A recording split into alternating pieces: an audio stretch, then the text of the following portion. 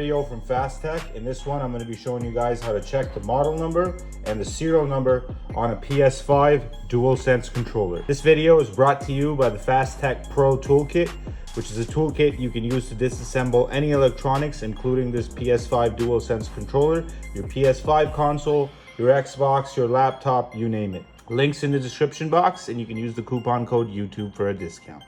So to check the serial number and the model number, we're gonna look at the back. The model number is here where it says wireless controller. Right after it, it says model, and that's the model number. This one's a CFI Z or Z, depending on where you're at, CT1W. And the serial number is gonna be right under this QR code here, where it says G10A00, and it continues and it goes on. That's the serial number right there.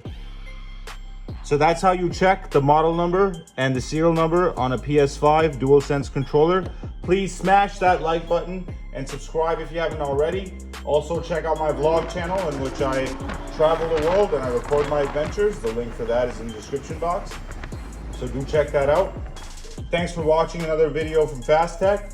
This is Young Tech God from Fast Tech signing out. And I'll catch you in the next one.